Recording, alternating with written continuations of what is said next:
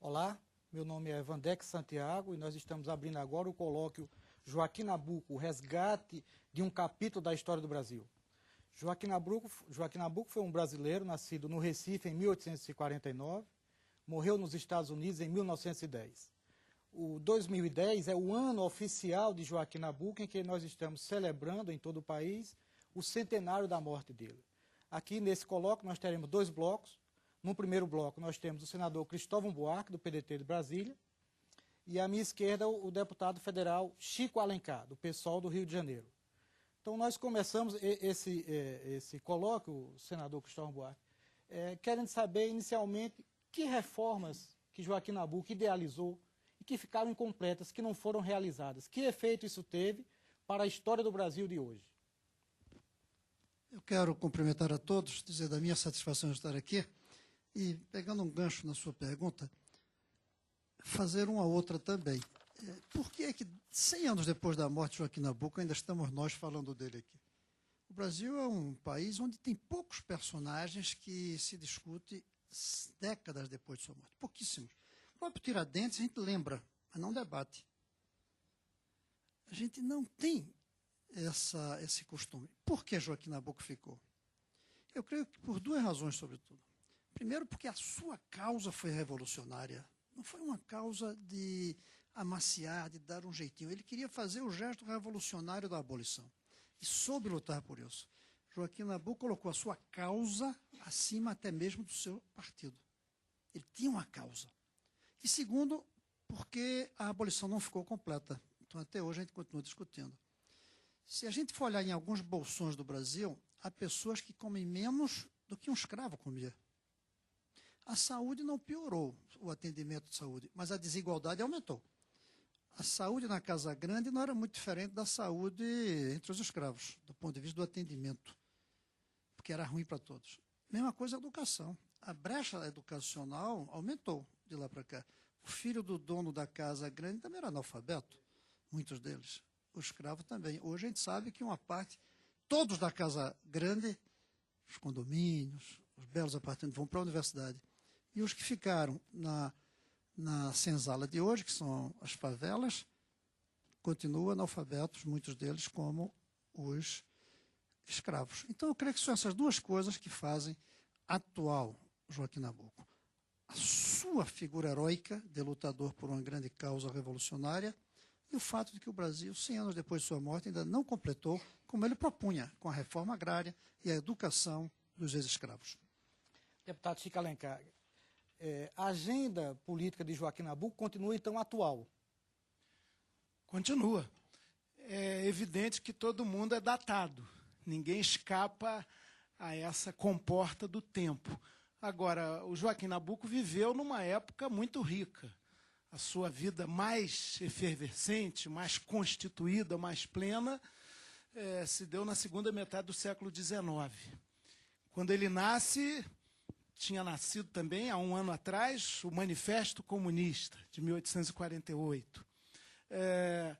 No seu Pernambuco, a Revolução Praeira, que ele comentou depois, publicista e analista político que também era, como um turbilhão popular, onde o Partido da Praia, que era o seu partido dele, liberal, acabou conseguindo mobilizar uma grande massa de povo e houve uma insurreição, inclusive armada, os Valentes 5.000, e foi um movimento também que o Nabuco não conheceu, tinha acabado de nascer, mas que marcou. E depois, mesmo no século XIX, nessa segunda metade, aquilo que o Silvio Romero chamou de um bando de ideias novas esvoaçando sobre o Brasil. Positivismo, darwinismo.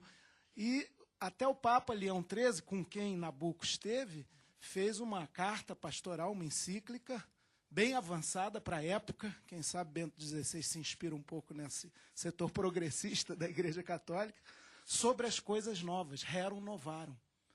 E o Nabuco, como deputado, que também, viu, Cristóvão, perdeu a eleição, né? Nós já perdemos também, e ganhamos muito bem agora.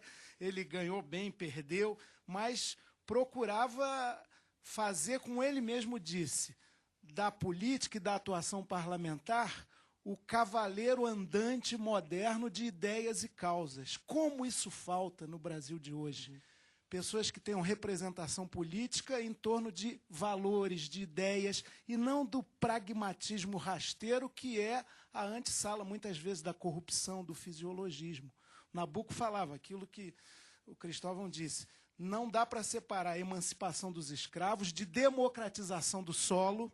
Ele era muito impressionado com o processo norte-americano, da Guerra de Secessão e depois da democratização da propriedade rural, e de uma cruzada pela alfabetização, da qual o educacionista Cristóvão é um continuador.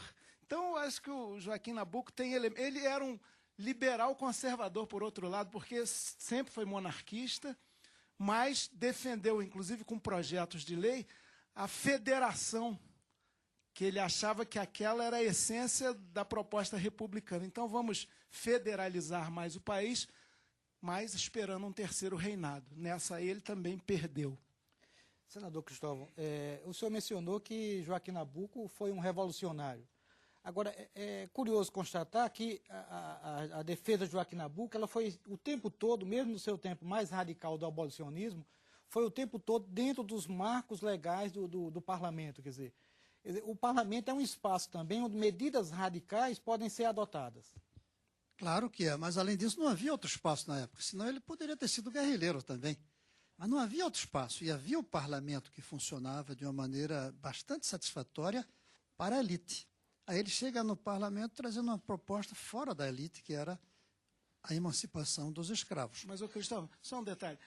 No movimento abolicionista havia setores um pouco diferenciados. E tinha um grupo, inclusive, de advogados, até da classe média paulista, constituiu o movimento dos caifazes, que iam às fazendas estimular a sublevação dos escravos. O Nabuco não chegou a tanto. Não, é verdade. Ele era mais ele sempre foi muito institucionalista. Mas ali, além de institucionalista, eu acho que era a percepção de que o caminho mais eficiente não era a sublevação dos escravos, que isso seria facilmente reprimido, porque o escravo não era tido como um ser pleno. Então, assassinar, matar, extinguir escravos só era um problema para o senhor de escravo, não todos, mas muitos, porque era uma perda de capital, não porque era uma perda de vida.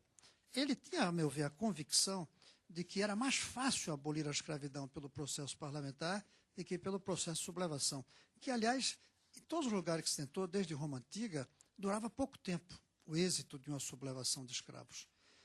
Durava, Espartacus, esse pessoal não conseguia a abolição. O que eu acho que o deputado Chico ia falar é que havia abolicionistas conservadores, os que defendiam a compra do escravo para libertá-lo.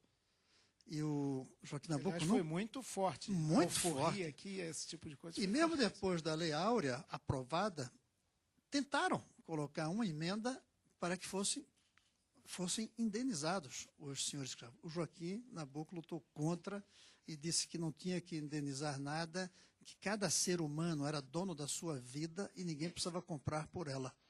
Então, é nesse sentido revolucionário. Agora, podíamos analisar uma coisa. Como é que um revolucionário é monarquista e não republicano? É porque eu tenho a impressão que um dos méritos do Nabuco era ver a essência das coisas. A essência, para ele, era a libertação dos escravos, era a educação, era a reforma agrária. Não era o regime político.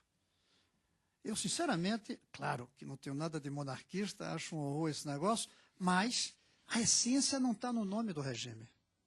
Não está nem mesmo em ser hereditário ou eleito. A essência mesmo está no resultado que o regime traz. E ele foi capaz de continuar monarquista por alguma crença pessoal, talvez até por uma vaidade própria de ser parte dessa elite, desde seu pai e seu avô, e ficou monarquista quase que até o final. E mesmo no final ele nunca optou pelo republicanismo, que eu me lembro. Embora sendo diplomata da República, embaixador do Brasil depois, nos Estados Unidos. No começo no comecinho da República ele recusou, se recolheu. Claro. Depois ele viu que era irreversível e que fazia parte do novo Brasil a República e aceitou ser embaixador. O que significa que aceitou a República, mas nunca manifestou um entusiasmo pela República. Na minha ótica,